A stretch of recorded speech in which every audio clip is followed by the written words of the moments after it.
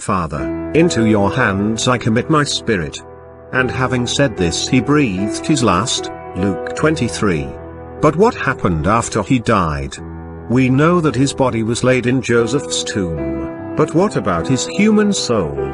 Reflecting on this question not only sheds light on the Bible's teaching about death and the afterlife, but it also is a great encouragement to us, who must face death and seek to do so without fear.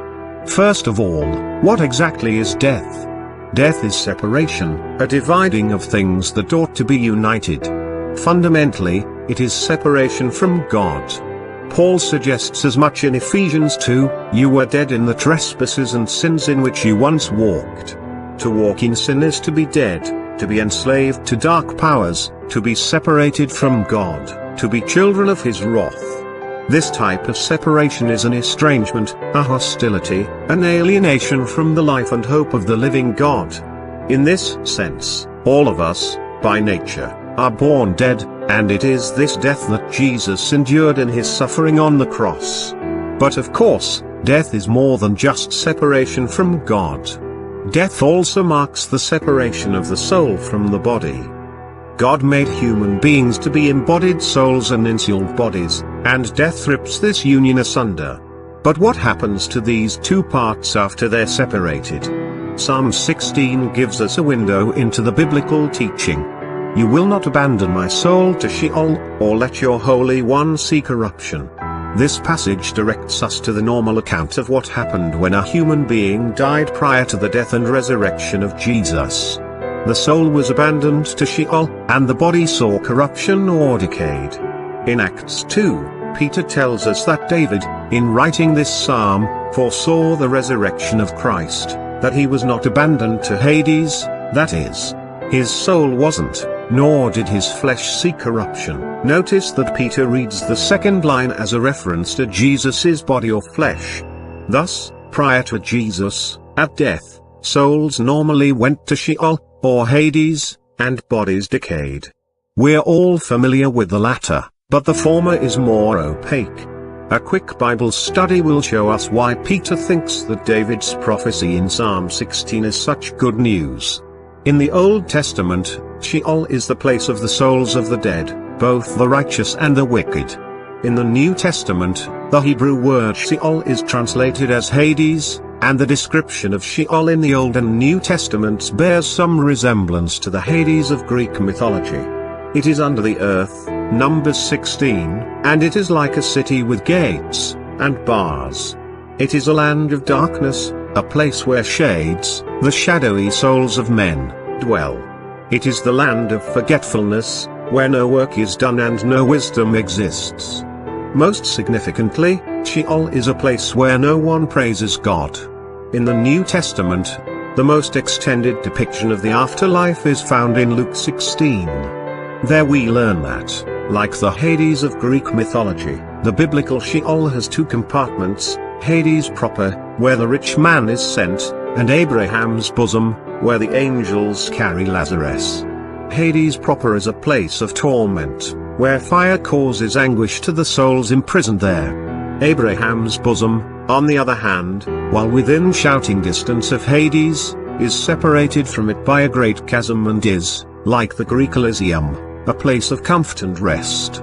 While much mystery remains, the picture begins to take shape. All dead souls go down to Sheol, but Sheol is divided into two distinct sides, one for the righteous and one for the wicked. The righteous who died prior to Christ dwelt in Sheol with Abraham, and though they were cut off from the land of the living, and therefore from the worship of Yahweh on earth, they were not tormented as the wicked were. Following his death for sin, Jesus journeys to Hades, to the city of death, and rips its gates off their hinges. Based on Jesus' words to the thief on the cross in Luke 23, some Christians believe that after his death, Jesus' soul went to heaven to be in the presence of the Father. But Luke 23 doesn't say that Jesus would be in the presence of God, it says he would be in the presence of the thief. "Today you will be with me in paradise." And based on the Old Testament and Luke 16, it seems likely that the now repentant thief would be at Abraham's side, a place of comfort and rest for the righteous dead, which Jesus here calls paradise. Following his death for sin, then, Jesus journeys to Hades, to the city of death, and rips its gates off the hinges. He liberates Abraham, Isaac, Jacob, David, John the Baptist, and the rest of the Old Testament faithful, ransoming them from the power of Sheol. They had waited there for so long, not having received what was promised, so that their spirits would be made perfect along with the saints of the new covenant. After his resurrection, Jesus ascends to heaven and brings the ransomed dead with him, so that now paradise is no longer down near the place of torment, but is up in the third heaven, the highest heaven, where God dwells. 2 Corinthians 12.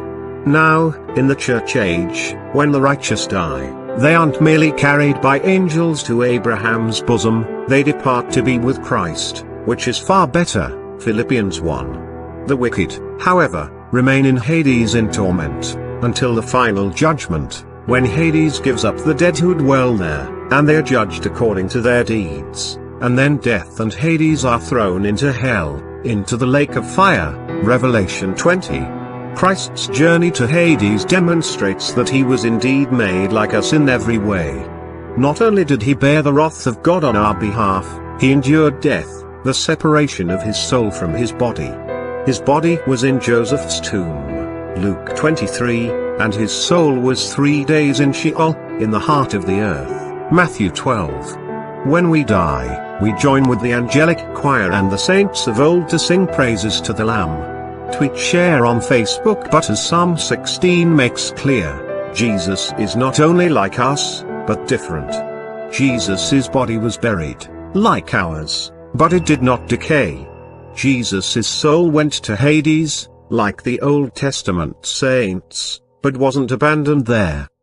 God raised him from the dead, reunited his soul with a now glorified body, so that he is the first fruits of the resurrection harvest. And this is good news for us, because those in Christ now bypass the land of forgetfulness, where no one praises God. Instead, when we die, we join with the angelic choir and the saints of old to sing praises to the Lamb who was slain for us and our salvation. The Lord is risen. The Lord is risen indeed.